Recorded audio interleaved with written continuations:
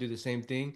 And then like 2 years later, it's like, bro, I'm gonna go do that. And I was like, dude, finally, you're gonna go do this? Finally. Do what? Get a new haircut or something? No, no, he has a huge barbershop studio where he does clothing and he does this, he does that, and he keeps doing like music events at other venues. It's like, bro, you have a venue right here. People would pay you to come use this venue. Mm-hmm. Why are you outsourcing this? And then now he's just like, oh, I'm gonna start doing these shows here. It's like, finally. Hell yeah. Sometimes you just gotta let them figure out on their own, bro. That's That's how it fucking goes, right? true. That's what I learned. Yeah. Make that suggestion, but then it's like once they don't listen, it's like, all right. Don't matter how many times I'm gonna tell your ass, you ain't gonna listen. True that. True that. All right, we're live. We're live. We're back. Episode 6. Episode Fucking 6. go. Big day. Donald Trump got elected.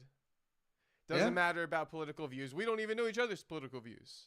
Yeah, true. But anyway, Dana White, the fact that he was in there, that's pretty sick, huh? Yeah, yeah. I mean, Dana White, there with him, been homies with him for a long, long time.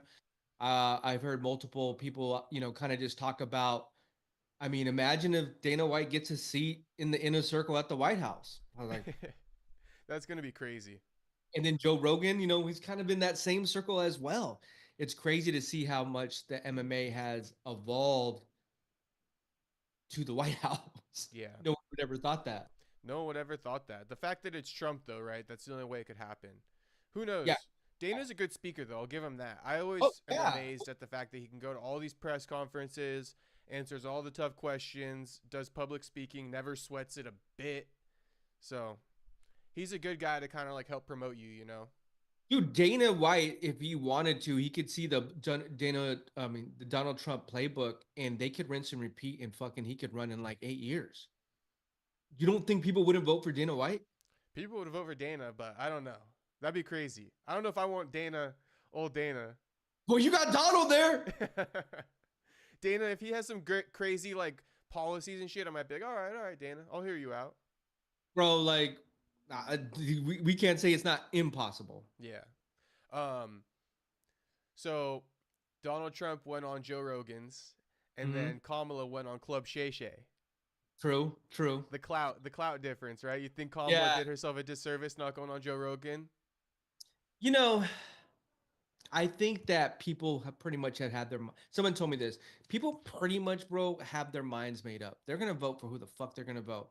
CNN really isn't grabbing any new fucking viewers and saying, "Hey, oh my God, you convinced me. I'm gonna go vote for Kamala." And Fox really isn't their base is their base. Right. Pretty everybody's my so I think very minimal, dude. Very, I don't think so. I think the biggest thing maybe that didn't play in her favor. I feel like if Kamala went on Joe's podcast, he wouldn't have publicly endorsed Trump. I don't know. I don't know. I Because that's think kind of backstabbing, don't you feel like? Like if she gave him the no. time and then he's gonna be like, yeah, I endorse Trump. No, because they all know it's a media outlet. That's like, it's you're basically reporting on we like what we talk about with fighters. We're reporting on an outcome. You can have who you want. Let's say Buckley and I wouldn't even use Buckley because I don't want to throw any bad energy on him. But let's just say, two fighters that, you like, and the one fighter, something that goes wrong, you're like, fuck, I still got to report on it. Joe Rogan is still, he still would have came out and said, let's go Trump. He's been saying that forever. I hear you. But I don't. We'll see. No, I no mean, telling, right? There's no telling. But there's no telling. I, No, not I feel now. like he might have shot himself in the foot. But who cares, right? Yeah, nah, because he's always been Trump though. He's always like Dana, like he may Well, have he just was had so apprehensive to have him on the podcast, right? Donald or Joe. was Like it took apprehensive Joe forever to have him on. to have who? Donald? Yeah, it took him till like the last week of the election. Oh, that's premeditated. They probably already called it like, bro, I'm gonna come in that last week, right? Hey, hey, save that spot. Could be. Could be. I'm coming through. I'm coming Because through. the last week is good timing for sure. Oh, great timing. Like if you're Great. talking publicity in a fight, you're gonna talk about, letting that interview drop the week of, like a Mighty Mouse. He always drops it the week of. Exactly. Could have been planned. Joe just keeps his cards close to his chest. He got asked about it a lot of times, and he was very non-committal Right. about having Trump on. That's why I'm like, was he? But he was just non-committal. He's pretty smart about that, as far as like not talking too quickly. That's what I was thinking about Kamala, because it's just like he was holding back on co-signing to see if she would come on. But Yeah. anyway, moving on. Conor McGregor's rape trial. It's not really a rape trial. Let me give you a few little. Oh, that's true. Yeah, let me give you a few things to kind of like clear the smoke a little bit to begin with. Okay. No criminal charges. It's in Ireland, right? It's in Ireland. It's a civil lawsuit. Civil. Okay. So, with that being said, the reason why it's a civil lawsuit is because obviously this woman did try to pursue criminal charges with the police department, whatever their name of the department is over there. Yeah. You know, I don't know if it's a DA or whatever you call it, right? But whatever it is, yeah, they didn't find enough evidence to prosecute him on a criminal level. right. And I think the burden of proof is on the accuser, so she couldn't bring forth enough like evidence on her behalf too, to like, and they couldn't also find enough evidence. Mm-hmm. So anyway, she went with a civil lawsuit. It's not only Conor, but she's alleging like one of Conor's friends too was with him. Oh, the story was dirty. Yeah. They like sexually assaulted her, I guess. Would you like to share any opinions on it, or you want me to kind of share an opinion? I mean, just some of the headlines. Wedge tampon was removed from body. Witness. Witness noted several injuries. Yeah.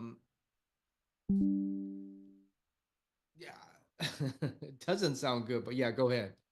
Well, okay, so if we break down more details, do you have any more? Because I'd like you to read more, maybe. Dr. Kane noted several injuries, including abrasion to right side of the jawline, neck bruises on the right arm and fingers, knuckles, left arm and back upper arm. Right buttocks had 2 bruises, left buttock 3 bruises, consistent with the handprint. Purple in color, right in breast had a bruise. Damn. Dr. Kane said an abrasion or scratch in length was also found on the breast.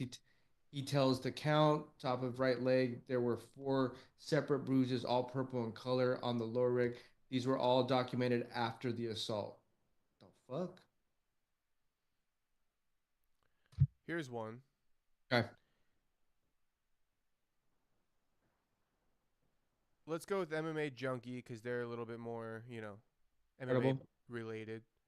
Sure. So McGregor, as well as alleged victim Nikita Lamehand, both were present in the courtroom as the trial got underway. Filed a civil lawsuit in 2021 after she claimed the UFC star and another man, James Lawrence, had sex with her against her will in December 2018 while she was intoxicated in a hotel room. So that's the basis of the accusations, right? Right. McGregor and Lawrence obviously denied the allegations.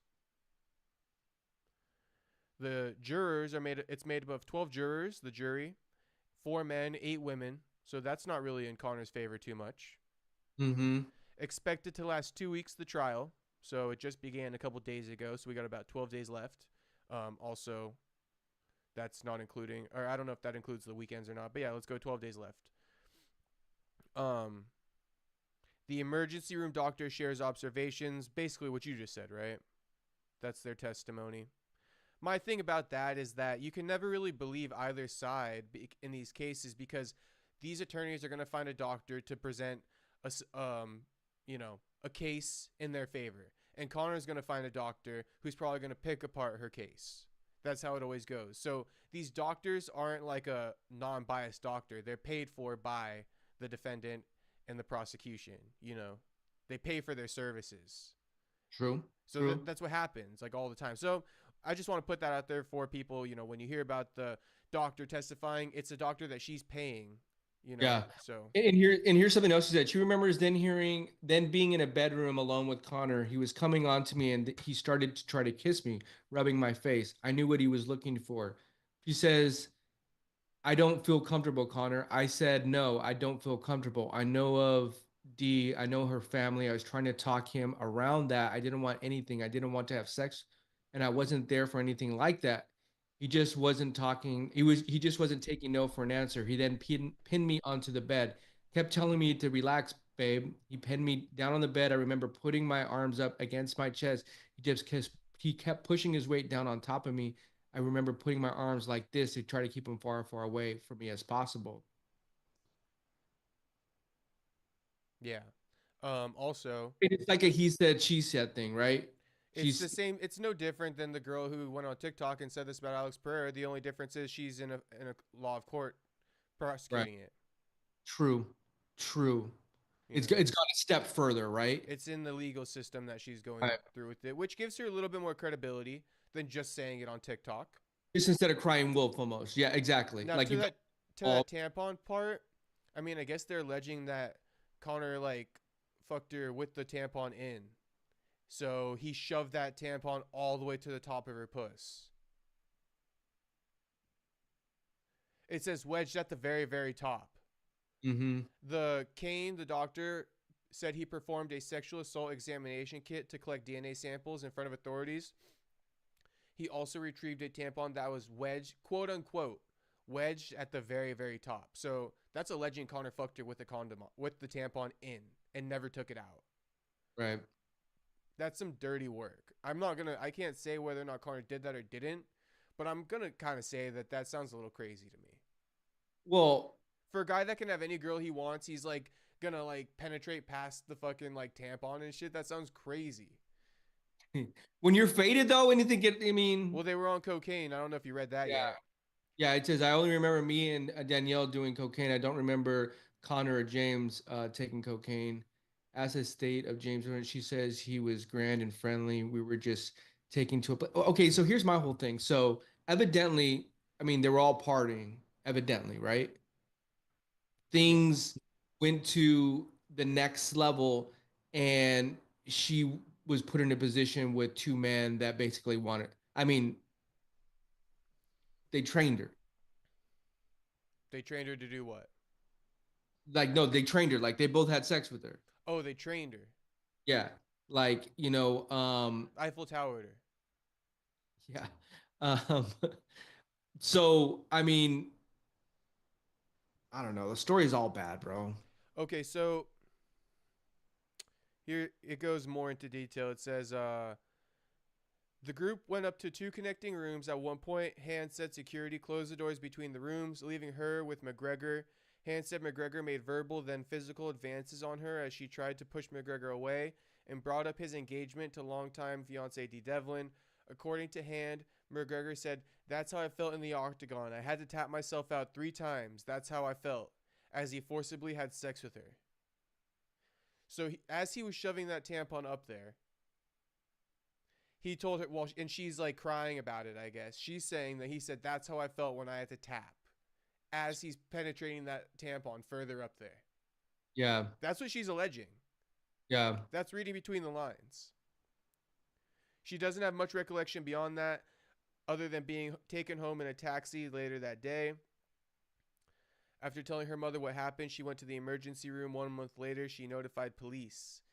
Something we haven't mentioned is that she didn't really tell her boyfriend, right? She was like, you know, being dishonest there. So Connor's defense is definitely going to be, poking a hole in that, saying you're not truthful, you're capable of lying, you lied to your boyfriend about this, you wanted to be there, you know.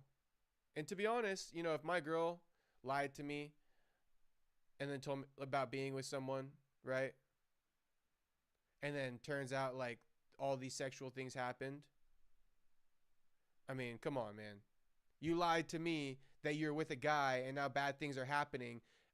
That that is your classic victim shit. Like, oh, I didn't consent to any of this, but I cheated on you, or I was like emotionally cheating on you in the first place, but once things got to a certain point where I couldn't really control it anymore, now I got to claim victim because that means I officially cheated on you, when you're probably emotionally cheating, kicking it with him the whole time, flirting with him and all these other things.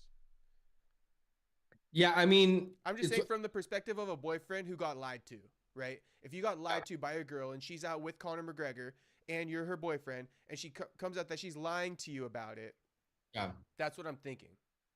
Like, you're just claiming that because you can't own up to what you've done. Yeah, yeah. I mean, I mean, at the end of the day, this is it's like it's all bad in all situations because if it is true and Connor did do this to her, he's a piece of shit, right? B, on the flip side, I mean, like you just said, they're getting faded. They're all drinking. I mean, I can see an instance where everybody's getting faded. She's coming back up with them.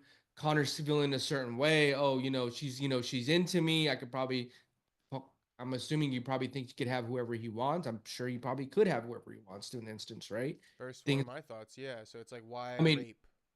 yeah, things get out of hand. And I mean, when you bring drugs and alcohol into the equation, and memories aren't there, and then she comes back after the fact and said, no, dude, I really didn't want this. It's such a gray area, right? Because it's almost you're in a stance of who are you going to really believe. And then you, like you just brought up, you have these questions of doubt that now is like makes you think, well, if she's saying that and she's doing that, maybe it's not true. You're putting your in, and then like you said too, like, but she's got brought it this far to that's going to a court, you know, to bring this all out. He's saying, I don't know, dude, like it's a I would hate for myself to ever be in a situation like that. I'm glad I've never have been in a situation like that. Yeah, and let's just talk about this too, right? Because this is what always happens is that celebrities, some of them, it is the case where they take advantage of their power, right? But it's 50-50. I mean, you have that, and then you have guys who achieve a lot of success, and people look at it as money grabs. We talked about this even last week with somebody I already forgot about, right? A story I already forgot about. What was that money grab story we talked about last week? Where he said, like, oh, are they doing this, or was it for a money grab? We forgot already. I don't even remember. But people are doing it all the time as far as money grabs are concerned. Yeah, So it's yeah. like, could it have happened? Yes. Does it happen? Yes.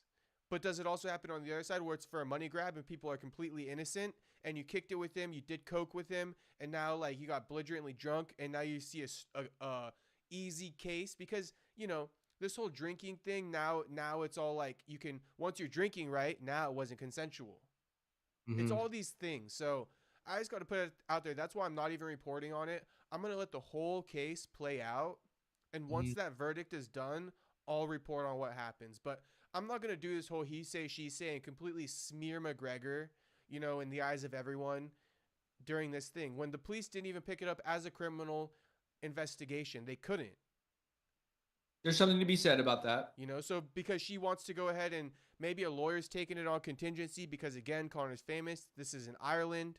Mhm. You do receive a lot of hatred where you're from. These are just factors I'm putting in. It sounds like I'm defending McGregor, but I'm also saying that this kind of thing does happen. Yeah, People of do take course. advantage of their power. To me, it's just like McGregor's been married. He seems to fuck girls with his wife knowing it. He's had kids in between fucking other women with his wife knowing it. You see his wife sucking his dick on the yacht. Like, I mean, this doesn't seem like a guy who is really desperate to rape a girl in that case. Yeah, and I guess too, just the flip side of, like you said, the power, money, alcohol. You bring those things on the equation. It's not. I'm not going to say it can happen. Right. And let me give you one last thing to tie this together, right? Because this is something I think And I often think that next week I'm gonna do my own deep dive. on And next week, this. yeah, because we're Okay. gonna more gonna come out, right? We're gonna Right. do it. We'll do another part two. So I'm gonna educate myself more on what's really happening and dive deep. But yeah, go ahead. Okay. Maybe next week this thing will be over because it could be done quickly. We don't know. I wanted to say this. The fact because I mentioned the fact that Connor fucks women and he's also got a wife. That is in now. Think about this perspective, right? America, right? A Christian nation, right? Marriage, one man, one woman household, right? Yeah. It gets preached by the president, all kinds of things. It's all like it's taboo to be engaging in these sexual acts while you're married, right? But really, in my opinion, whatever you choose to do in your personal life has nothing to do with me. And with Sure. that said, I think a lot of people don't think like that. I think that seeing something like McGregor, right? Knowing about being he's in a Christian nation too, which is Ireland, right? Mhm. Seeing McGregor break that rule on the public platform in front of everybody, being the starlight that he is, I feel like that is a golden ticket to get canceled and get these allegations put on you, because what you're doing is perpetrating something that I feel like the higher ups don't want to be perpetrated and glorified on the level that a Conor McGregor is glorifying it. Simply put, fucking other women while being married and being the big star that he is. I don't You're think right. that they like to see that, and I think they try to control that actually from like spreading. And when you say they, who's they? Elites, government elites, probably. Yeah. Okay. But hey, I'll say this too. Not even that. Lawyers, right? Lawyers who are jealous because they can't fuck. Because that's what this. It's real shit. Look at Crazy Kev. You know, you get some little clout, buddy. You got these guys who are pissed off because they can't fuck. Right. And Right. so, like, who knows who? And think about all these guys who don't get chicks, who pay for chicks, who are in a shitty marriage, and then you see this Conor guy glorified all over Instagram, and then a lawsuit comes across your desk about rape or something like that. You're gonna happily take it. If you're a hater, I'm just saying, there's room for it. Yeah, I think that when any athlete at a very high level that's a star and any capacity are these are things they have to deal with. These are and not all of them, but a lot of them put themselves in these positions to have these things questioned. Yeah, you're right. You know, someone could be married, they can, uh Sean O'Malley, right? He says he has an agreement with his wife, they can fuck whoever the fuck they want. Like you said, I don't give a fuck what you do, dude. Like Right. that, if that's your prerogative, go fucking go do whatever the fuck. I don't give a fuck, gay, whatever the fuck you want to do. Just don't at the end of the day, just don't harm other people. That's my only thing about it. But the people that are in these positions that are in the starlight, this comes with the territory. It just does. And they have to have a wherewithal to understand that these are the things that are going to be coming at them, and that it can cost money if they put themselves in positions that is going to put them in court, is going to question their morality, or is going to question that they raped somebody. And Kobe, prime example. Like Kobe was scarred for a long time because he slept with that girl at the hotel when he was married. Right. He cheated on his wife. You know what I mean? And Like, that was a different time. If that happened today, it's not that big of a deal. I wouldn't go that far because his wife almost divorced him. You know what I mean? They had 3 kids. At the same time, I mean, there's two sides of that scale, right? There's going to be certain people that they want the sanctity of a marriage and raising their kids, and like I don't know what Connor's wife cares about. If Connor's wife doesn't give a fuck what he does, then yeah, fucking Connor, go do whatever the fuck you want to do, bro. If Connor's wife does have a problem, that's between them two, right? Like you're now dealing with that on the forefront when you're going home and you're having your kids, because your kids are involved, right? She decided to break up. Now you got to go through this whole like, when can I, that goes with the whole. So I don't know what their arrangement is, right? And each his own, like you just said, to each his own, like, but Here's what I would say too. To on top of that, it's like, then people might say, well, then why isn't O'Malley getting rape cases? Well, my answer to that is, it's okay that if you have an open relationship with your girl, that's one thing, right? But to be a McGregor or even an O'Malley level, right? And to be publicly caught on several occasions, kicking it with chicks, doing coke with chicks, going in bathrooms with chicks. Believe me, if O'Malley was doing that, he would have a rape allegation against him too. I can almost guarantee it. And if that's Dana White was the same way, if Dana White was open that he cheats on his wife and people were clipping videos of him going in bathrooms and him doing cocaine, right? Because these are things about Conor. Nobody's done a video of Conor doing cocaine, so I'll take that back. But as far as walking in bathrooms with women and like, you know, carrying around women with you everywhere you go, Dana White would get a case on him too. bro. I mean, you can like, it comes with the territory, right? Like there are stories, dude, thousands of stories of like groupies that are like following NBA players who happened to sleep someone, and he used a condom, and she saved his condom and she fucking put it back in her, and then he found out she was pregnant. Yeah, poking holes in Just, condoms. just to ride that wave, right? So that's what I mean. Like these fighters, especially at a Well, Conor the level, Wags. right? Shout out Ian Gary. But at this level, you have to have the awareness to say, hey, this is what I don't want to get caught up with, right? But when you mix alcohol and drugs into it, all that gets thrown out the window. Mm-hmm. All of that. There is no more. The line is so blurred now that because you're not having you're not thinking consciously anymore. And look at, I get faded. We talked about this the other day. Like I ain't one to talk shit. You know what I mean? Like, uh, so I get it. I completely get it. But I think they just need to have more um, barriers and people. Like it's like someone drinking and driving. That's a Conor McGregor. There's no reason for you to drink and drive, bro. Exactly. Who's And these are things that he shouldn't be who? driving. Who just got pulled over? Mike Perry. Right. No reason for you drinking and driving, right? There's no reason for you to be getting caught in situations where you're, raping a girl. If that really didn't happen, Yeah, like there's no reason for you to even put yourself in these positions where you can if that's the speculate or case, question.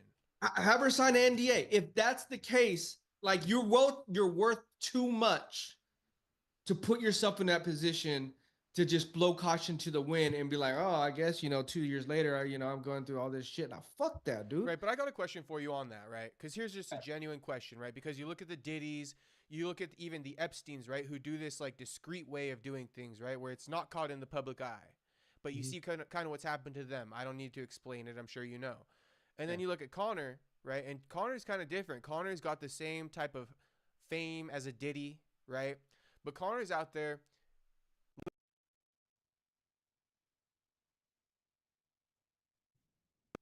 facilitating these parties and getting these girls with these like with his assistant to go get these women for him. Conor's just out there, I think, pulling chicks, random chicks that he runs into. And so like what we're saying, right, you got to keep that out of the public eye. But when you keep that out of the public eye, then what do you kind of have to do? Is that why Diddy and these other guys kind of like fall into their trap? Because like if you can't go hit on chicks in the public eye, now you're facilitating shit. Now that's caught up in like trafficking, because if you fly people out, that's like an automatic trafficking charge. Yeah. You feel what I'm trying to say here? No, I mean, I've Like Conor's pulling chicks like a regular dude, and it's like he gets shamed, and that's part of the game. But it's like, is he wrong for pulling chicks like a regular dude? And how can he even get chicks on some type of like facilitated level? yeah, I mean, we got a lot mixed in here, right? Yeah. So But I feel like that's a good point, you know? yeah, I'll share this with you, and I had a really good conversation with actually my co-producer on this. There, let's just use Jeffrey Epstein as an example. You know, when you start grooming people to groom young women, people not of 18 years old, right? And they want to, oh, well, in some countries it's 16, in some countries it's 14. You The lines get so blurred because you're trying to satisfy your sexual desires. And as time progresses and you have all the money and all the fame to do whatever the fuck you want, I can go fuck little kids. I can go fuck prostitutes. I can go groom a girl to go bring these girls to me, and I can fly to another country where the laws aren't the same. And one, just not to cut you off fully, but that's kind of what happens when you stop pulling chicks the normal way. Is all that weird shit comes into play. That's okay. That's one part of it, right? But you get to a point, and we were just talking about this.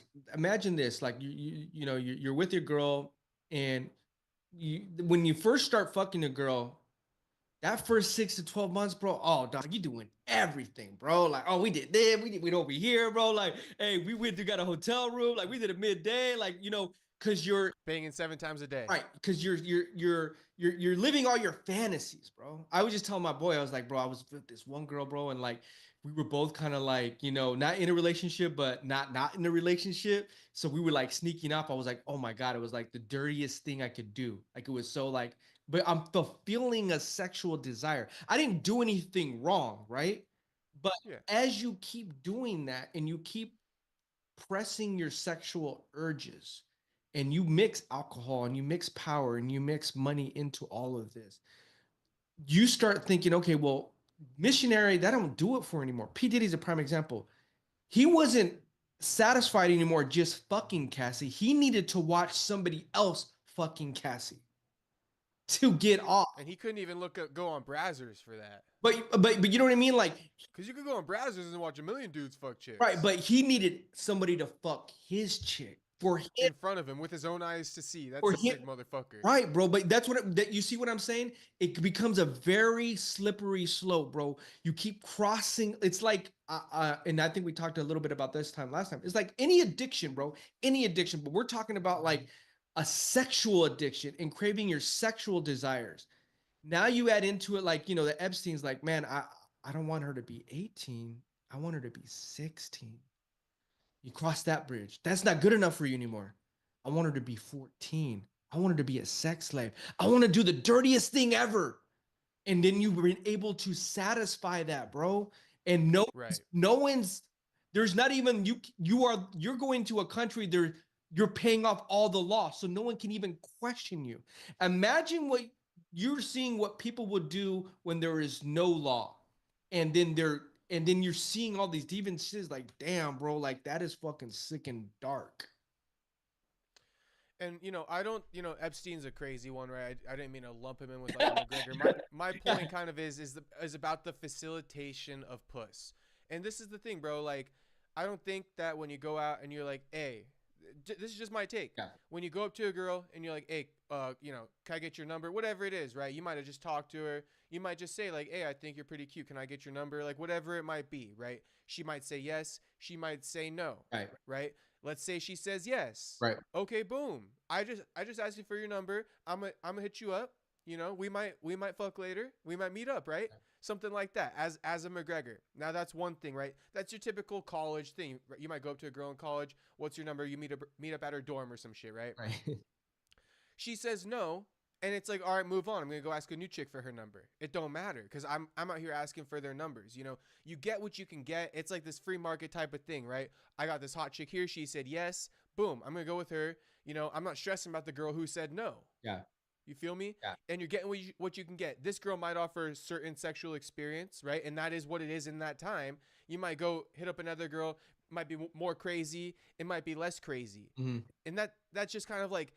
What I'm trying to say is like you're taking life as it kind of comes to you. Yeah. You're not this whole controlled aspect. I think the facilitation of puss, that's when it's like, oh, can I get like let's keep it legal. It's like, can I get an 18-year-old? I don't want a 20-year-old. I want an 18-year-old. But it's on you to go out there, right, in the real world and be like, hey, what up? What can I get your number? And like, you don't really ask like, hey, are you 18? Can I get your number? Like, oh, because you're 18, can I get your number? Because you look like a creep.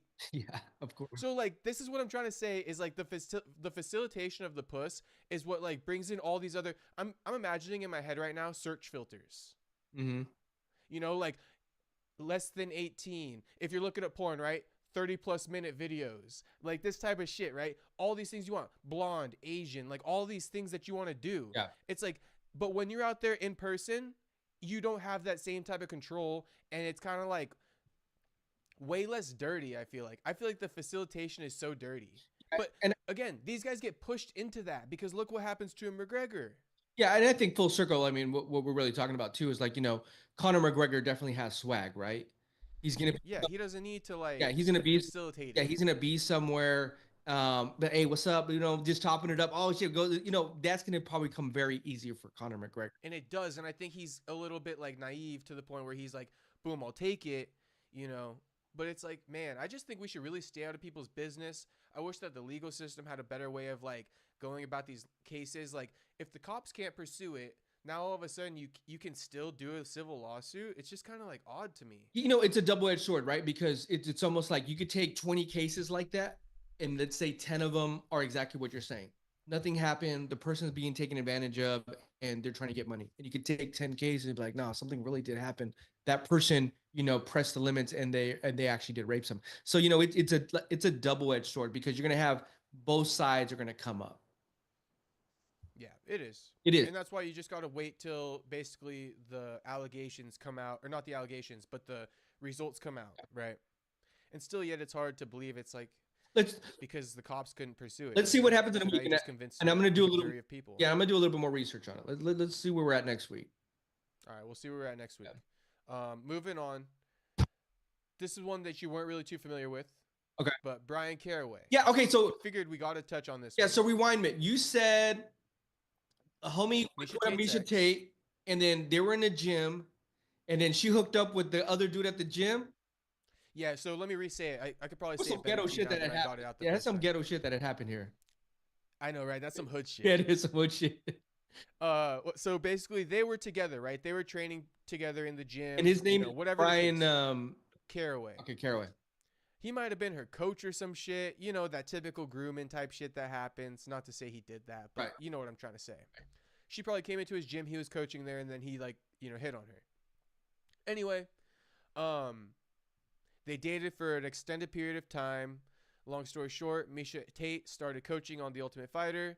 She coached men on The Ultimate Fighter, and one of those men on The Ultimate Fighter that she coached, she ended up cheating on her boyfriend with Bryan Caraway.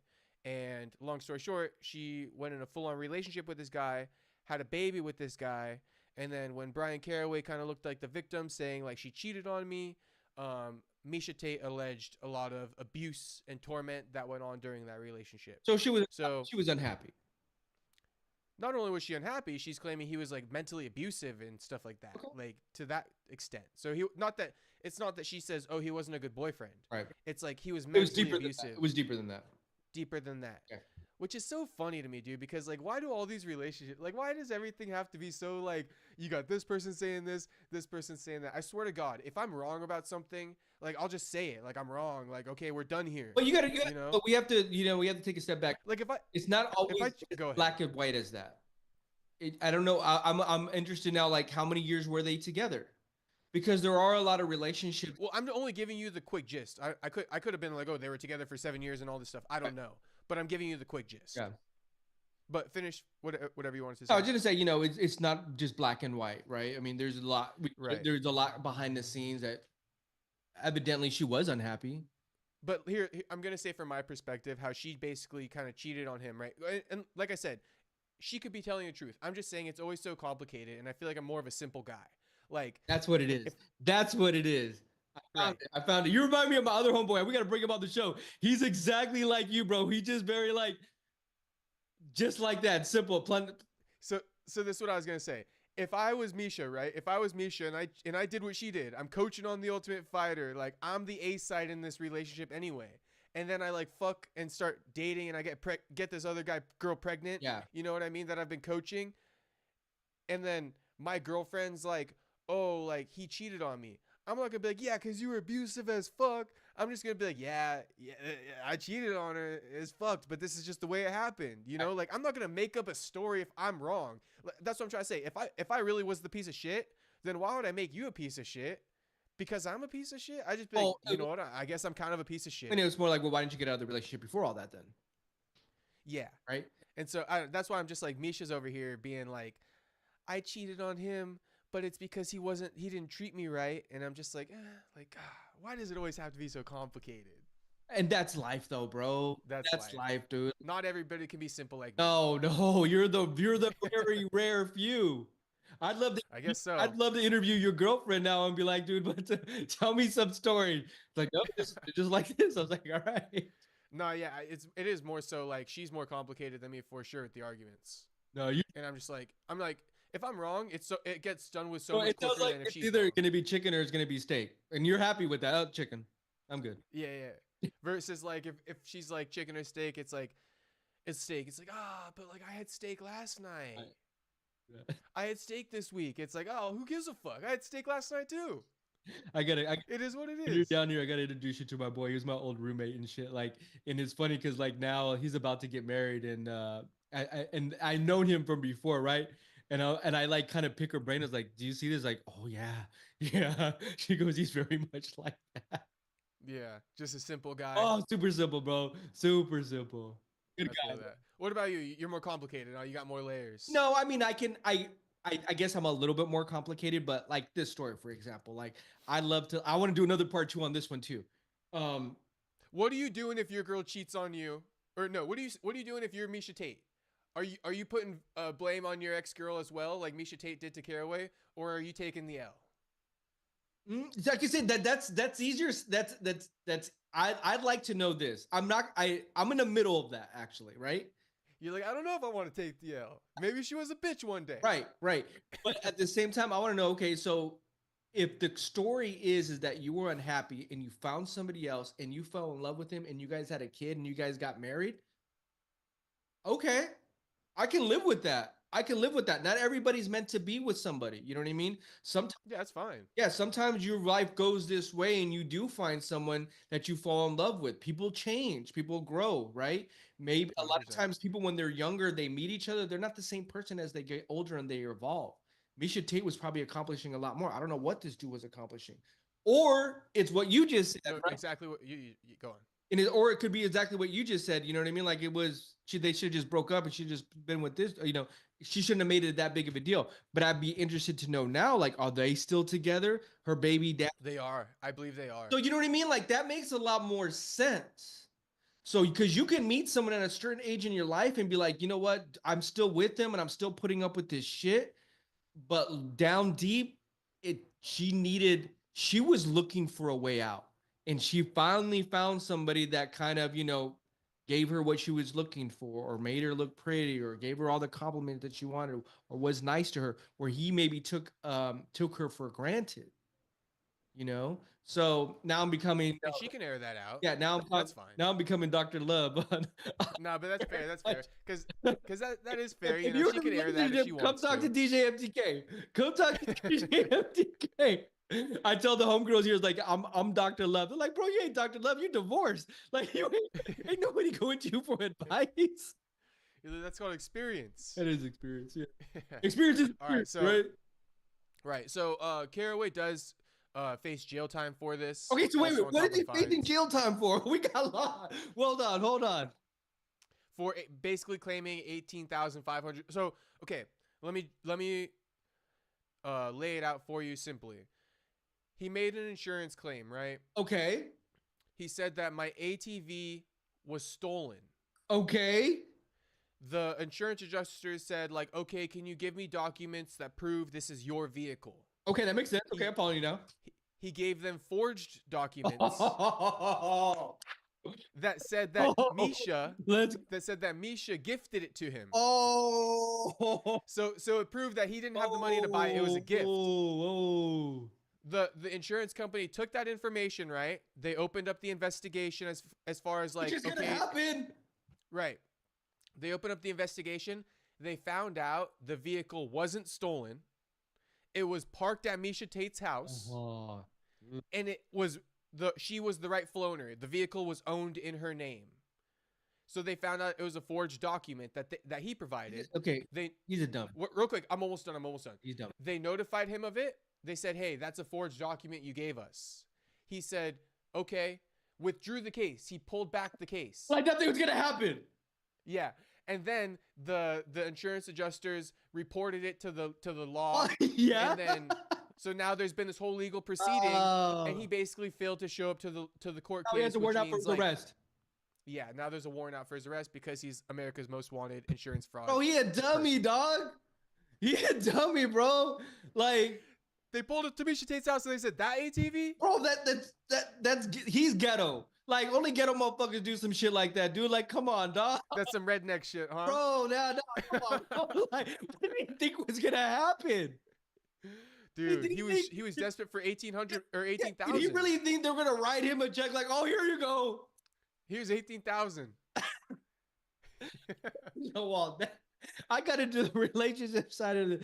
Nah, we needed like a dummy fucking bell in here. That's a dummy of the week. That's dummy of the week, right? Dummy of the week, bro. Like, nah, come on, dog. You got to be better than that, bro. No. Now, I see people kind of commenting, and I don't really like, this isn't a thought that crossed my mind, but some people think it's a good thing to say, I guess. They're like, you know what? $18,000 in fraud ain't that bad. Do you think so I guess the argument is, do you think $18,000 is worth being on top of the America's Most Wanted list or some shit like that? Ooh, that's the fucking worst thing to do, bro. Like, is $18,000 worth of you fucking spending time in prison? No. Or what? I mean, you it's a 0-0. It's a 0 win times a 0 win. A, you didn't get the money. B, you went to prison. But they're saying like free him because it wasn't that expensive. Nah. No, it's a dumb move, bro. It's a dumb move. I don't certified dumb decisions.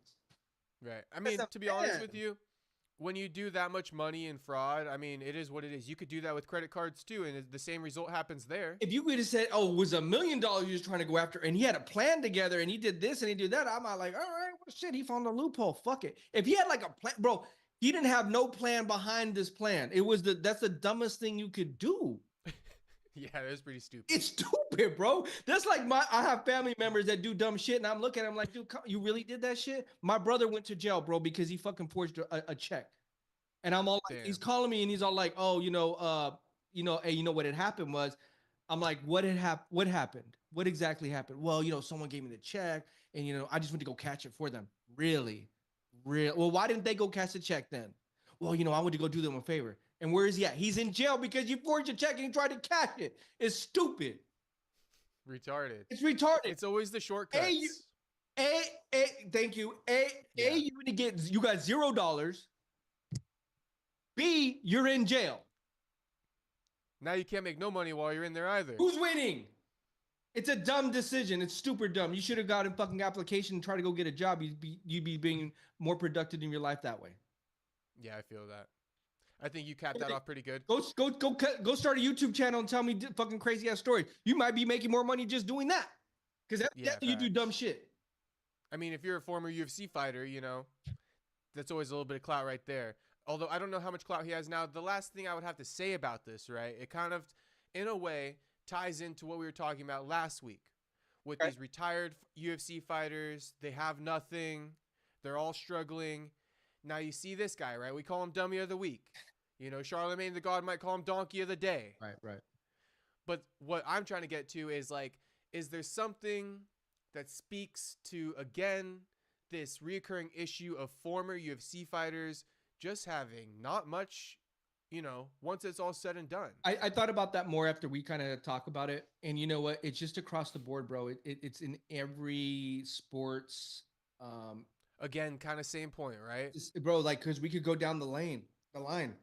And I feel like Caraway, sorry to even cut you off, but I feel like Caraway could have even made like $1 million.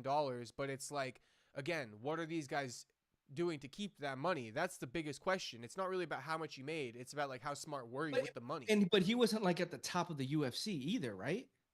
No, but I'm sure he made like 50 grand here, 50 grand there. I mean, you're making 100 grand in a year. Maybe 150. Maybe. Right? Maybe. For how many years? Maybe 1 or 2? Maybe. He was in the UFC for a little bit. But you know what I mean? We got these guys that we're talking about that are on not even in the ranking, that are just grinding it out to survive. NFL, NBA, Major League Baseball, soccer.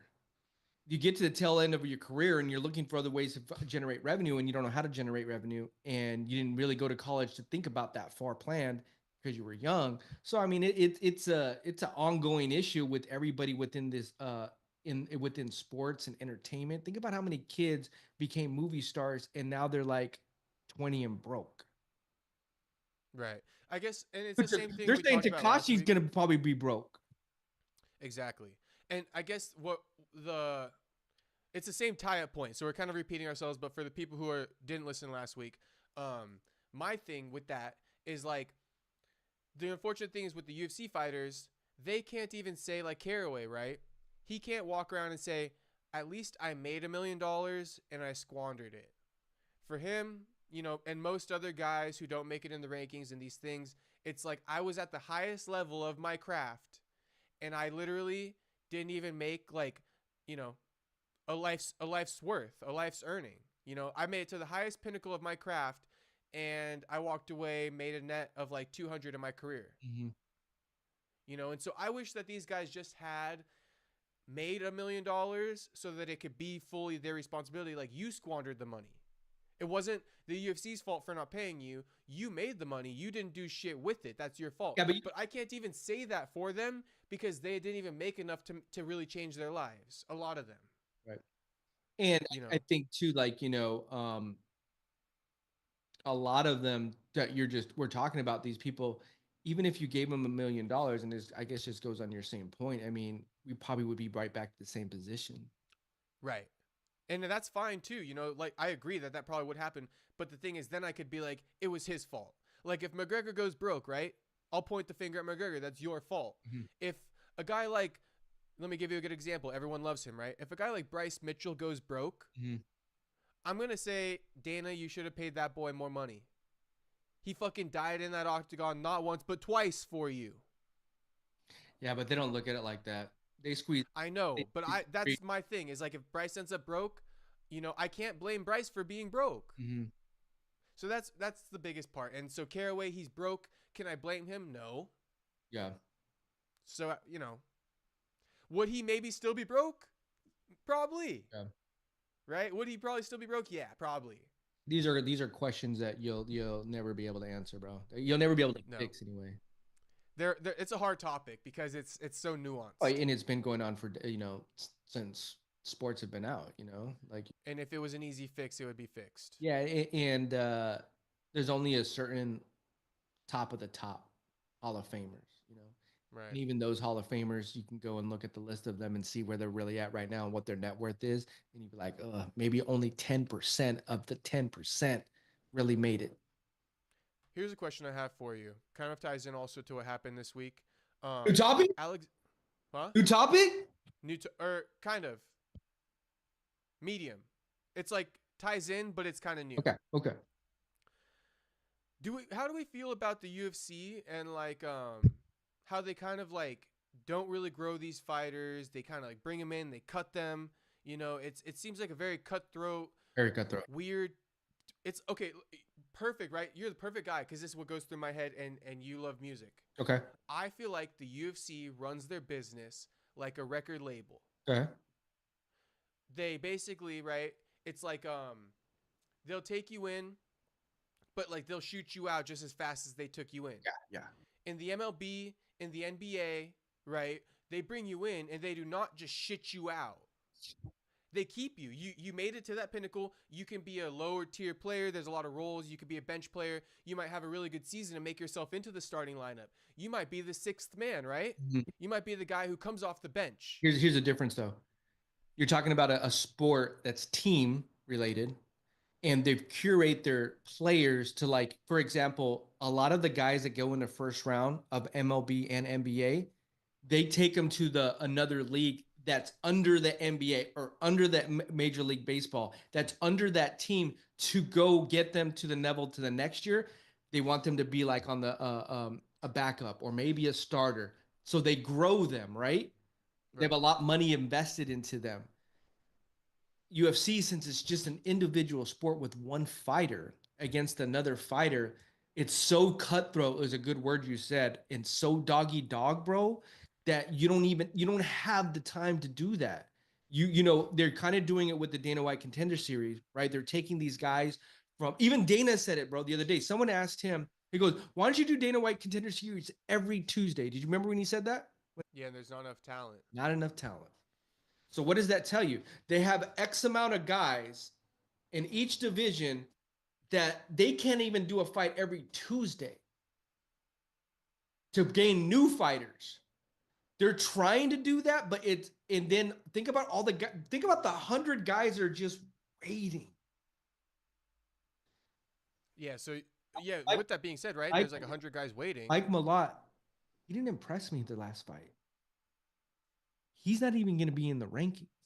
He's still going to have to keep fighting to even get to that conversation. Carlos Prates may move past him. Brian Battle may move past him. You see how cutthroat? So there's not enough room to save these guys for a long time, is there? Oh, and you got to really get like the best of the best, super like thin. And there's only X amount of Buckleys out there. Yeah. If there was 100 Buckleys right now in the wing, we could have a different conversation. Bellator would be killing it. Fucking all these other, you know what I mean? Everybody would be grabbing fucking guys. That's what makes it so unique and so competitive, though, because there's just a couple of these guys. There's only one GSP. There's only one Habib. But that's why we watch, right? That's why we pay to watch. That's why we're talking about all this shit. Right. That's a good point, because I've been sitting back like I feel bad for these guys, because from this perspective, I always feel for like the fighter for some reason. But for me, I'm like, imagine if you put yourself in that position, right? You go home, you tell your mom, right? You tell your family, I made it to the top of the top, the best, the highest I can go. I can't go any higher than this. Mm-hmm. I'm at the pinnacle, right?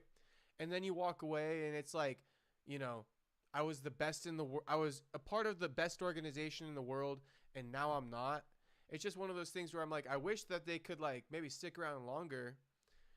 But hey, you know, it makes sense because even a Mike Malott, to your point, right? And this is going to sound even more critical, but it's like if Mike Malott just continues to win, right? And he doesn't really, and he's been good on the mic. So this isn't really about Mike. Maybe it's a bad example, but if he continues to just win and he doesn't turn in really exciting performances, which again, he has done. So I'm not trying to criticize Mike, but any fighter who just wins, any fighter who wins and doesn't turn in good performances, you can get cut. Just like this guy who won last weekend, right? And he got cut, the heavyweight. You can get cut off of a win. Yeah. But let's even. That's how cutthroat. I was even thinking about this. UFC Edmonton just ended. Their goal in the UFC is when they go to these different regions and countries, they're looking for who's going to be the next star. When they went to Paris, they thought, oh, Benoit Saint-Denis, he could be our next Paris star. Gani, he could be our next Paris star, right? They had really good, you know, performances in those arenas. When I looked at the UFC Edmonton card and I looked at, okay, who is going to be the next Canada star? Mike Malott was not the first person that rolled off my tongue because of the performance, you know, and I was rooting for him. And I understood where he was coming from. Like, I just needed to get back into the win column. So you're being almost cautious just to make sure you don't make a mistake and get the win. Buckley, he's so hungry to move up and get the dub. He'll do whatever the fuck it takes. Charles Johnson is so fucking hungry, bro. When against that Van fight, I looked at Charles Johnson. I was worried for him, dog. I was like, man, you really you may get knocked out in there. And he fucking came in with that third round uppercut and finished him. You can't deny him now. Mike Malott could be denied right now. I can say this.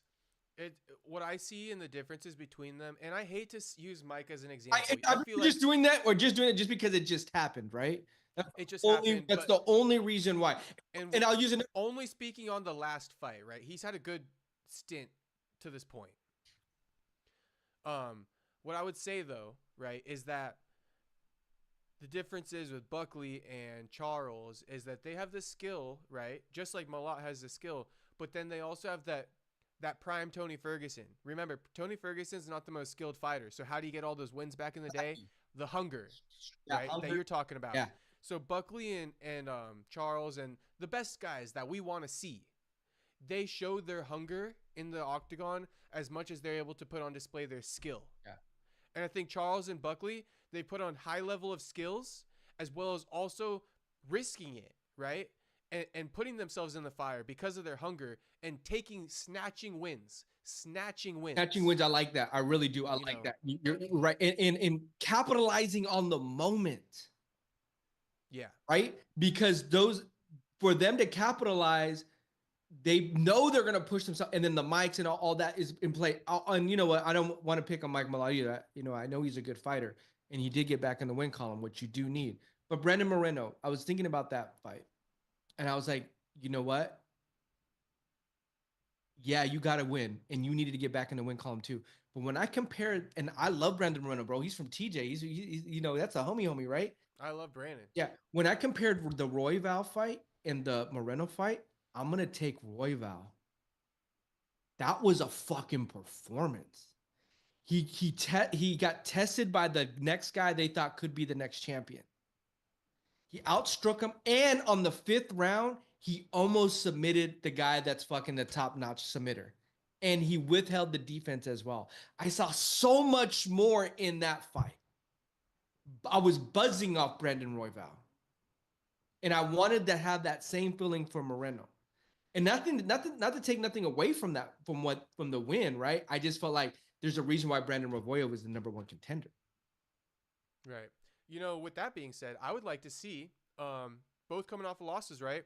Tatsuro Taira and Amir Albazi. That's not bad. Let's see. That's Let's not see bad. them scrap. That's not bad. So then we can also kind of judge how Moreno and I forgot his name, and Moreno and who? Royval. Yeah. That way we can kind of see like weigh those wins. You know, like was Royval's win over Tyra equivalent to and I think Moreno's too, win like, over put Albazi? number 1 versus number 2. Let's run it a third time, and let's see where we're really at. And what I like about both of them, they're still young. None of these guys are like 36, 37, like, oh, you got one last run. They're still in their prime. And they had a lot of competitive fights. Watching Brandon Moreno today, you know, in him talking about like, I kind of needed to take a step back because I've been competing for so long, so high that I needed, and I get that, right? And I really do. But I want to see him and Brandon go back at it and settle this match 1-for-1, like for the fans, and it's the number 1 contender spot. Hey, controversial opinion here. Mm-hmm. I thought Brandon Moreno beat Brandon Royval in a decision. I thought he got the decision. I gave the decision to Brandon. I thought, you know, it was super close. It was a close one. Yeah, it was close, and I thought that Brandon Moreno knocked Royval out the first time, which was interesting to me because I was like, I didn't see that Brandon Moreno in this fight versus Amir. Interesting. I didn't, but I think that he was coming off losses, so he almost had that same strategy as mine. Like, I'm gonna be a very technical fight. I know I can beat him at every stage, and he did. He put on a really good like. He used the technique, but he didn't bring the fire. To an extent, right? But he knew he needed to get back in that win column. Brandon Royval, bro, that was exciting. He left Brandon can't help but bring the fire. Yeah, he left it all in there, dog. And he fought someone that was undefeated and fucking was very challenging and was very deadly. And I liked what he said about it. Like, dude, this kid's gonna be next. He's gonna be next. But you couldn't stand in there with him. I love that Tatsuro took the punches, but this is becoming actually low-key maybe one of my favorite divisions all of a sudden. Yeah, it's got a big, and especially we got Tatsuro, right? Albazi just fought Moreno, so we're excited to see where he kind of plays out as far as like against Taira even. And then, right, you got Kaya Sakura, the new guy fighting for the title off his debut. Yep. So big fights. You know, I want to see. I don't know who made this fight, but I love this fight. Oh, I do too. Give me Charles Johnson. Oh, okay. Versus who's that fucking Australian guy who just fought for the title? No, the other one. Let me look it up. I'm forgetting his name. From Australia? From Australia, he fought Pantoja and lost. Oh, Steve Erceg. Give me Steve Erceg, Charles Johnson, UFC 311, LA, January. Yeah, I love that. Give me that. I love that. I don't know if they're... Give me that. You know what? It's not a bad fight to make, actually. It's really not a bad... Give me that. That's exciting. That's exciting. And Charles Johnson. What's his name again? I keep forgetting that guy's name. Steve Erceg? Steve Erceg and Charles Johnson. Let's go. Yeah, because like what's interesting about that fight, this is why you gotta love if matchmakers do make that. Steve Erceg cannot get 3 losses in a row. Mm-hmm. Just can't. Did you plummet? 3 losses? And Charles, I think he's on a 4-fight win streak. Like, Charles fights up and Steve needs to fight down. It's a perfect matchup. But you know, I love that story of it. Like, there's just no way Steve Erceg can get 3 losses in a row. It's dude, you plummet. Yes, after fighting for the title is crazy. Right, and he was standing in there. Like he was toe to toe with Pantoja, and there's this like tales of two. I think I knocked out by Kai, and I picked Steve Erceg. And so, like, it's like one guy's this, one guy's like that, you know, and they're about to meet this collision court. I mean, they're not set, it hasn't been set up, but that'd be fun. But we want that one, huh? Yeah, we want that one. I know Charles would love that shit. Yeah, give me that one. And I want to say too, just to wrap up this topic, is Royval. Yeah. Curious what you think. Royval liked my comment, or not my comment, my post. Okay. I made a post about Brandon Moreno saying how Brandon doesn't want to rematch Kai Kara France, but he's down for a rematch with Royval. Royval simply liked it.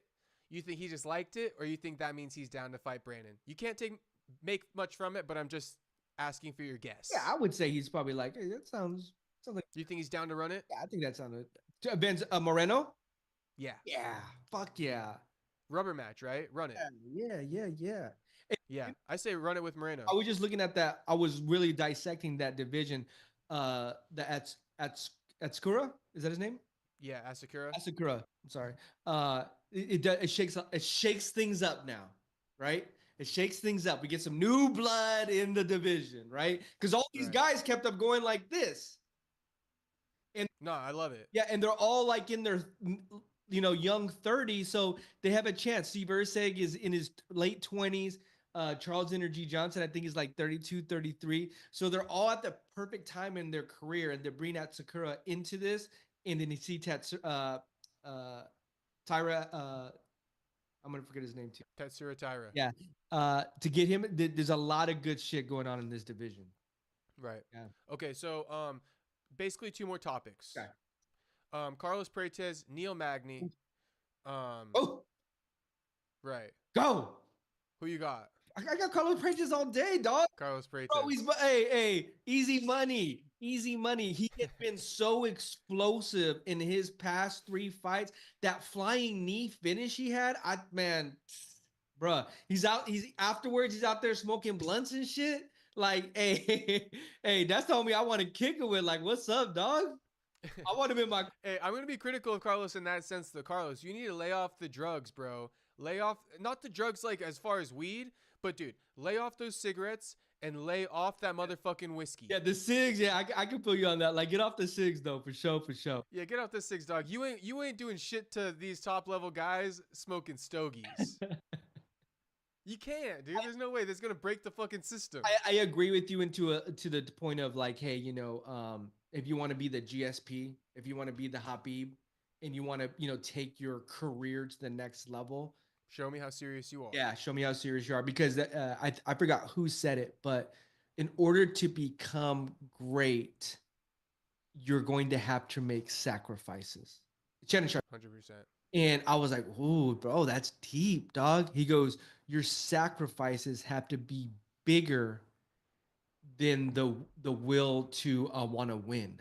And I was like, "Damn," because those sacrifices will get you to where you want to get. You can look back, and then after you accomplish everything, be like, "All right, let me go. Let me, Shannon's over there drinking his cognac now. You know what I mean?" But he's earned. The time will come. And I'm sure back then, no, he was probably drinking and shit too. You know what I mean? But there is a time and place for everything. And I think Carlos Prates comes from a different, in Brazil, they do things a little bit different. It may be a little bit more common, but I think that you're going to get to a point in your career where it's like, if I'm fighting somebody, that it's an advantage if I don't do that. And I am the top 5 guy. And, maybe my breathing's a little bit better. I know he kind of has a little swag though with that too. So like, but I get your. It's his gimmick, right? I wouldn't say gimmick, but it's just like, that's just how he rolls and shit, Yeah. It's just how he rolls. Facts. So with me, I think that giving you the X's and O's, staying away from a prediction, I feel like Prates, I'm interested to see, how he kind of handles the size, right? Because he's used to kind of fighting these guys and fighting downhill. I feel like boom, like I'm on you, right? Kind of like that Alex Pereira coming right up from up top, looking down on you, big shots. With the Neil Magny, you're kind of fighting uphill. I think Neil Magny might be a little bit taller or the same height. Give you the tail of the tape here. Neil Magny, 6'3", 29-13. OG. We all know Neil Magny's an OG. And his reach is 45 inches. Carlos Prates, 20-8. So, he's been in the game. He's doing what he's doing. Veteran. 6'1". So we got a 2 inches shorter. 2 inches shorter and 43.5 reach. I'm sorry. 80-inch reach for Neil Magny, 78-inch reach for Carlos Prates. So Carlos is the smaller guy going into this matchup. Right. And he's been the bigger guy in every single one of his fights in the past. But he's not like tiny compared to him. You know what I mean? We're talking no. Right? But I feel like almost his previous opponents have been tiny compared to him. He's been a little bit more bigger, yeah. So he beat your guy Giles. Yeah. Ayo. That ain't my guy, really. But I mean, I liked his last fight. I thought I agreed with the commentator. I'm getting off topic. Well, that's another one. He KO'd Ratke, and then he KO'd Jing Lang. Yeah, those last 2 wins are good wins. Last 3. Right. And that's been his entrance into the UFC. So he deserves this ranking. He deserves this fight. And Neil Magny is the best gatekeeper to say, okay, let's see. No, it's a perfect one for sure. Perfect one. I'm excited to see. I like the matchup. Love the matchup. I like to see these fighters go up against different styles because that proves to me that you can hit your championship level. Like with Buckley, you know, beating a guy like Vicente, then beating a guy like Wonder Boy, then beating a tall ass guy like Nursultan. I like to see a fighter who can like take on all these different types of like puzzles. It's almost like playing the Street Fighter. Like, all right, I gotta play this guy now. All right. It's like, let me fight King Kong now. Yeah. You know, you got these different styles of like, you know, even like, I don't know if you ever played like the boxing games back in the day, but I did. As you build your character, then you meet that one guy that's kind of like, he's well-rounded and everything, and you got to do this, you got to do this, you got to do this, you got to do this, and then but your health gets like tired more faster, so you got to exactly like protecting at the same time. Different strategies, right? Yeah. Makes you a better fighter because you're like, all right, now like I got to do this. Yeah, and Neil Magny is the perfect gatekeeper. I mean, look at Ian Gary passed the test. Mike didn't pass the test. Mm-hmm. Michael Morales did pass the test. Carlos Prates about to find out. We're about to find out. 5 rounds. 5 rounds. Is it 5 rounds? I believe so. I think he may finish him in 2. Should be a good one. Now I want to read you this. This is I think what we will end it on. I wish we could have talked about Colby division, just so everybody knows. Yes, I wish we could have talked about Colby. We'll talk about Colby, I guess, another time. Actually, I'll touch on him real quick because I don't think he deserves much spotlight, really. Okay. You don't fuck with Colby. You don't believe he's coming back. You know, I kind of like Colby. You know, I kind of like Colby. I want him to come back. Huh? As a fighter? As a fighter. Really? Who do you think he... I like how he fights. Who do you think he could beat? Who do I think he could beat? Yeah, can he beat Buckley? No. At all. Can he beat Ian Gary? Sean Brady? Good fight. I think Sean Brady submits him. Fair enough, but I'd like to see it. Like, that's what I would like to see. I wouldn't mind seeing it. Yeah. I would love to. I would like to see that one. That's a great fight because it's like 50-50 to me. See, I'm the perfect fan for him because I want to see him lose. So you're down for it. Yeah. I would watch it. See, that's the thing. I would watch it. All right. You want to go down the list more or should I just wrap up my Colby Covington? Whatever.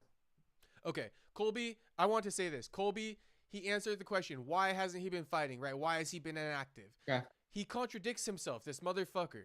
This is the biggest thing I took out of it. He says, I took time off, right, to be Donald Trump's, basically be a part of the campaign. Whatever he could do, he doesn't want to be in a training camp. He wants to be available at Donald Trump's disposal. For example, right, how he showed up to the dinner last night. Yeah. And as we talked about in the past, he's been posting social media videos. I think he's been not taking a fight because his excuse is that he's, helping out Donald Trump's campaign. He wants to be there for it. Now, with that being said, he also claims that he told the UFC he's down to step in for Bilal against Shavkat at UFC 310. In my opinion, that's complete bullshit. But again, why would he go on public record saying that when he knows the UFC is going to see it? Title though, he doesn't deserve it. No, but my point is this: it's like, with that being said, are you taking time off? Because if you were to accept the fight with Shavkat at UFC 310 last week, then you wouldn't have showed up to Trump's dinner. Right. And you wouldn't have been there for the election night thing. So did you really want to fight Shavkat? Because if you said, yes, I'll fight Shavkat, that means in your head, you said, if the UFC does give me this and I accept it, I'm not going to go to Trump's dinner. I'm training. But you just previously said you haven't been taking fights because you're taking care of Trump. So I'm just confused. And let's put this all into the equation, right? You fight once a year. That's what you do. You fight once a year. For the past 3 years, that's what you've done. Does he's okay, let's use Buckley as an example. Buckley wants to win the championship belt so fucking bad, bro. I bet you he lives and breathes that fucking gym. He lives and breathes this shit to his core. Donald Trump's election had nothing to do with his training camp. So do you want to be a political strategist? Do you want to be a political, you want to be a politician or do you want to be a fighter? If you want to be a politician, so go Fine, go do it, bro. Whatever. I don't give a fuck what you do. That's like people fucking other people. I don't care. We don't care. Yeah, we I don't don't care. care. But you're not acting like you want to be a fighter. You're like 1 foot in, 1 foot out. So what are we really doing then? Collecting a check when once a year comes around? So I'll go train for like 3 months and then I'll decide to go do this. I don't know. I think he's already mentally checked out of it, bro. I don't think he has the hunger to want to be the best in the world, like a Buckley, like a Ian Gary, like a Shavkat, like a Bilal. These guys are just hungry, bro. That's all they do. That's all that consumes them, bro. That's all. And I mean, there was the time that Colby was like Joaquin, though, right? When he was doing the interviews, when he was calling for the shots, when he was doing them every fucking 2 months. Right. Now he's not. And I don't even want to touch on Colby too much. So I think, that's pretty much good. We'll just wrap him up there. But actually, last thing I want to say about that, he apparently the clearest person he wants to fight is JDM. So whatever. Give him that fight. Don't give him that fight. We don't give a shit. We're going to move on to the last topic of the day. Give it to him. Let's see who get his ass beat. Okay, I'm going to read you this article that I posted. Are you familiar with Imane Khelif? Who? Imane Khelif, the Sounds very. boxer who won a gold medal who claimed that he was a woman. Yeah. I don't know too much about the story, but I understand what's going on. Okay, now, basically, reports have come out. A journalist got leaked medical records and a medical report by 2 endocrinologist doctors, Okay. which means, gender doctors. Okay. They basically found out that Imane Khelif has 4.5 centimeter testicles and through a pelvic MRI, and she has the absence of a uterus. Okay. She also has a blind vagina. I don't know what that means. It's basically like a vagina that doesn't connect to a uterus because, again, she has no uterus. So it's like an outside thing. A blind vagina is like something on the outside, but it doesn't connect to any eggs or anything like that. Okay. I think that's where the word blind comes from. Okay. Because it doesn't have any connective tissues to reproduction. Okay. And then also she has a micro penis in the form of clitoral hypertrophy. And I guess that has to do with her fucked up puberty. So like as far as growing a dick and stuff with the fucked up type of like shit that he or she has done as far as like trying to maybe like reduce testosterone or estrogen levels and stuff, it's affecting the size of like what they can grow. Okay. I'm following you. So also, craziest thing is that he has a male type testosterone level of 14.7 and women don't exceed 3. All right. So you're talking about what's 3 divided by 14? That's like more than 4. Right. 3 times 4 is 12. So she's got like over four times as much testosterone as a woman. And one of the craziest parts to me is that was she the one that won the gold medal in? She won the gold medal, yeah. Actually, because I'm just reading out random facts, let me just read off the top paragraph, like the big, the juicy part. Medical reports from 2 hospitals in Paris and Algeria have been leaked, revealing proof that 2024 Olympic gold medalist in women's boxing, Imane Khelif, is a biological man with 4.5 centimeter testicles with the absence of a uterus. And then it says, according to the professors, this enzymatic abnormality mainly affects boys and never girls. They believe the condition may stem from Khelif's parents being co-blood relatives. Incest, if you don't know what I'm saying. Right. The results of the pelvic MRI shows an absence of a uterus and the presence of gonads in the inguinal glands, or inguinal canals, aka 4.5 centimeter testicles, a blind vagina, micropenis, and clitoral hypertrophy. Among analysis, it shows Khelif has the XY karyotype, which is quote unquote the male formula. So she has XY chromosomes. Okay. That's what men are. Right. And then the testosterone, 14.7 for Khelif, when females do not exceed a level of 3. Okay. So you're talking about over 4 times the level of testosterone a normal woman has. Right. So, I mean, she won the gold medal. That's a fucking man. Mm-hmm. Revoke that shit. I mean, yeah.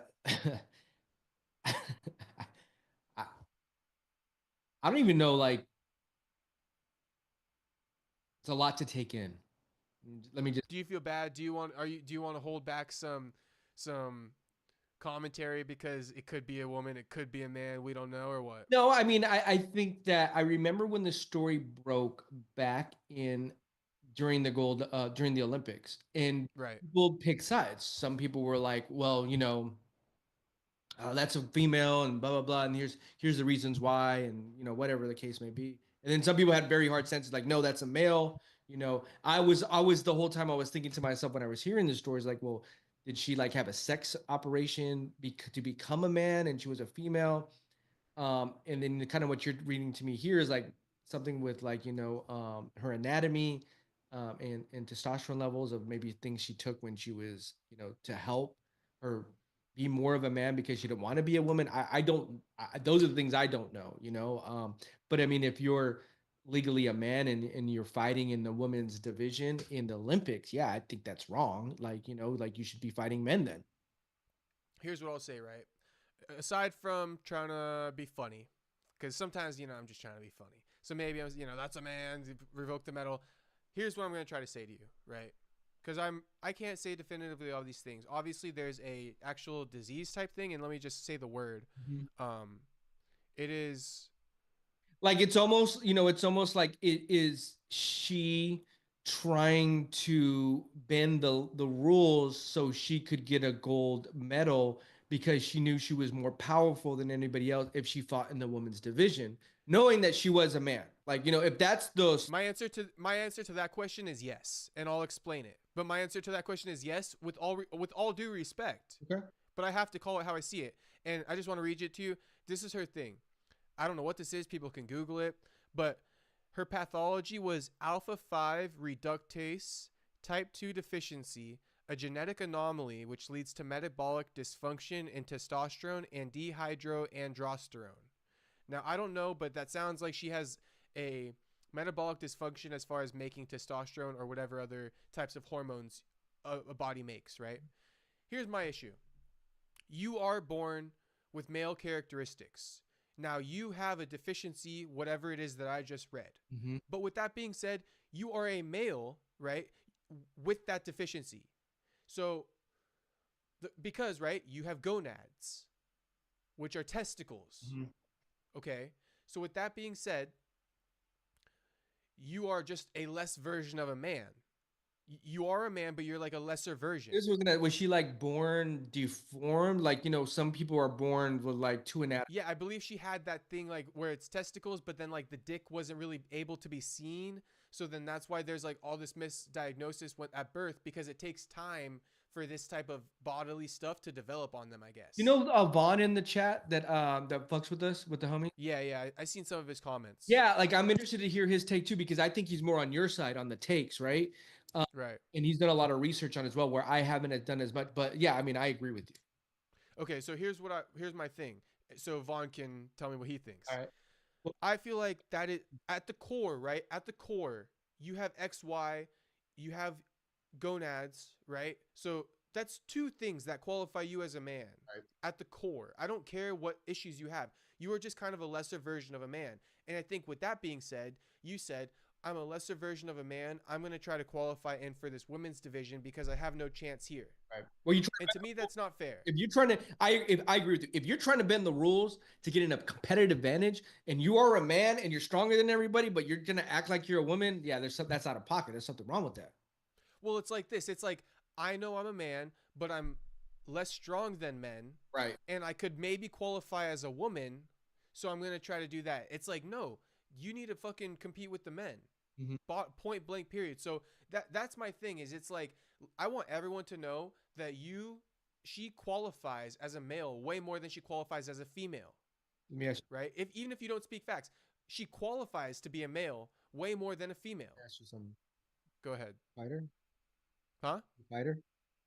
Fighter? Yeah. Would I fight her? Yeah, would you fight her? I mean, yeah, I guess so. It happens in wrestling. Yeah, so if she like started stretch tripping on you, be like, no, this is the man, so fuck him. Oh yeah. I would. Yeah, I'd throw hands. All right, I'd throw hands. All right, so you're not looking at it like you're beating a girl up. You're like, no, I'm beating a fool. I'm beating a dude up. I'm beating his ass All up. right, all right. See, now you're taking a stance. See, I might have to like question, like, oh, I don't know why. No, I'm swinging. He gets in my face, I'm All swinging. right, with no like, Oh, for sure. you ain't feeling bad at all. Like, you told me I fucked the dude up, bro. Like, Yeah, all facts. right, all right, I say this dude was just fucking with me, got in my fucking got face. him. All right, got. All Hey, but right. does she have hands? You think she get a couple hits in though? Yeah, but she don't got that confidence with a man. That's why she's fighting with the woman. All right, all right, Yeah, so we got to test that. all right. So anyway, that's my thing. It's like, just know that this is actually has way more male characteristics than female characteristics. That's pretty much all I could say. I've already said my point. Never heard, and I've never heard a thing like this before. So this is the first time. Like, I'm like, wow, there's a lot to take in. And it's like, how do you know she has testicles? Yeah. Okay, a pelvic MRI. We need to get an actual doctor on here. Yeah, well, I get this was a doctor's reports. So here's my other thing, right? Let's invite I'm gonna him. go in. Let's invite him on. All right, It- Vaughn. no, no, no. Well, The doctor that you oh, I can maybe try to find them, but they're like foreign. They're from Paris and shit. that's on. Dude, we're gonna get there. We're gonna get there for sure. You know what? Next week I'm gonna come in with a doctor suit. I'm gonna come in with a little like, with the stethoscope. yeah, Okay, so Doctor. this is the other. Doctor MTK. All right, Ariel Helwani. I feel like in the past, I don't want to go too deep on this because I don't got too many big allegations. But let me put this out there. Okay. I believe Ariel defended Imane. I believe he tried to shut down these rumors that she was really a man. And so, should Ariel answer for any of this if he did that? As the #1 reporter in the game. Yeah, yeah, yeah. If you're backing things up and they come out they're untrue, he should speak out up on it, especially because you are a credible source for media and you're an outlet. 100%. 100%. Okay, I haven't seen him speak out about it yet. I did see him kind of like basically trying to discredit people who claim that, Imane shouldn't be competing with the women.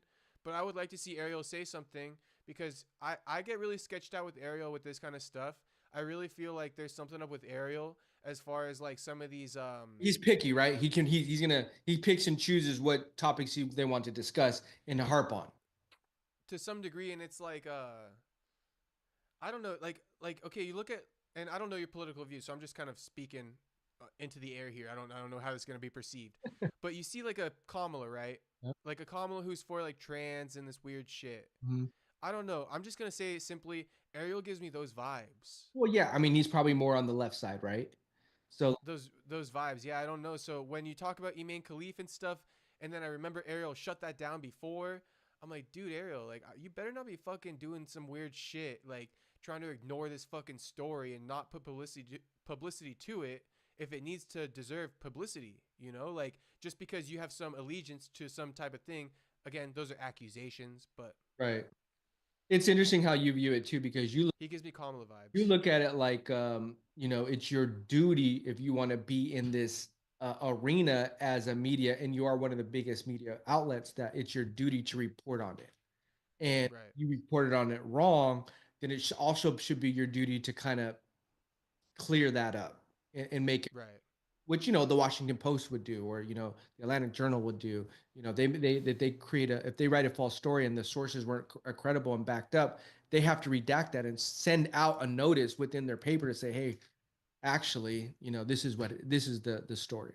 So Yeah. I'd like to see, but the story's already passed. It's been like 2 days now, so I doubt we'll hear anything. I would say my view is, if just on views, like, I don't give a fuck what you want to do. If you're gay, if you're transgender and shit, do whatever the fuck you want to do. Just don't fuck with me. However, Yeah. if you want to go into like, a sporting event and you want to, fight a girl and you're a dude, yeah, I think that's a little like, it's out of pocket. That's out of pocket. My only thing with the trans stuff is like, do what you want, just don't be letting kids do it. Yeah, I agree with that. I agree. But I think that's the thing, right? You see a lot of like minors getting transitions. I ain't with that.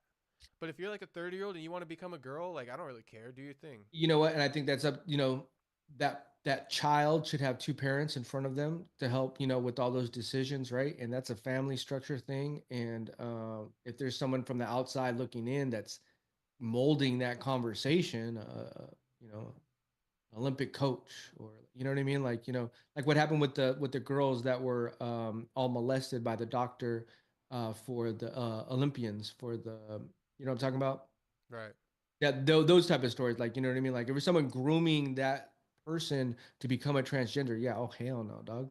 If it's two, Yeah, fuck that. if there's two like adults that raising this, they can. I mean, if that's their decision to lean that child, you know what, I can't speak on what two parents are gonna do, but I mean, you got Dwayne Wade doing it.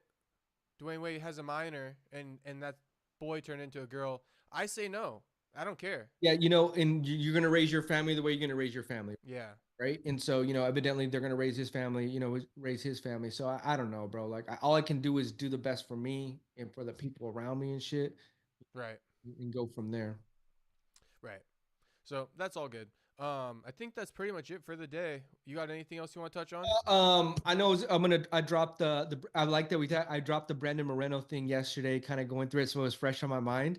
Yeah, yeah. And I'm going to drop the Shavkat versus Kamaru Usman because Kamaru dropped on Twitter saying like he's getting ready with the picture. Right. So, but in my instance was, I guess I'll get your take on it. Was I don't is how are they going to save UFC 310 with a month away? UFC always finds a way. They always find a way. That's the one thing I will give the UFC. They always find a way. Kamar and Bilal may not be able to fight. He's saying 6 weeks, but dude, there's everybody saying within the industry, a lot of times those injuries take 3 to 6 months.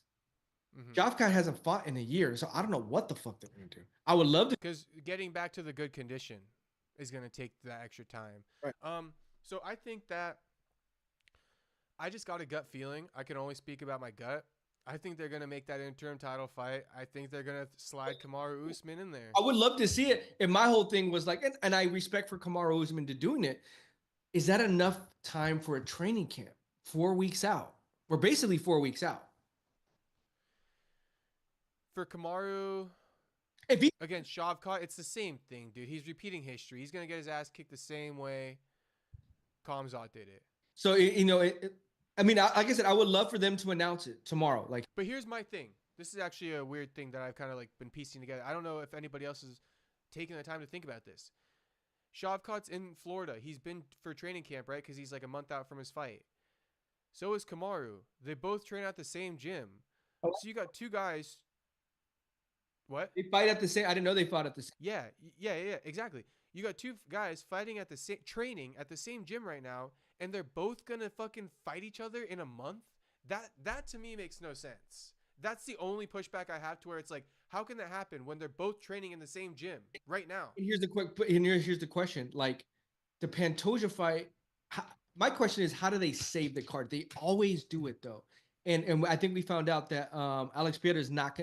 I think he turned it down. Mm-hmm. And so like that option's out of the way. We're going on. I mean, time is ticking. They always find a way though. They always find a way. So I'll always give the UFC. They always find a way. Yeah, so that's my tough one. I can't even give an answer, but that's my thought is like, I feel like if you were to ask me what do you think is going to happen, Kamaru Usman, and I think they're going to make the interim title fight. Do I think it's deserving Yeah, especially of an interim title? No. Twitter shit too. You know what I mean? Like if I put the pieces together, like, all right.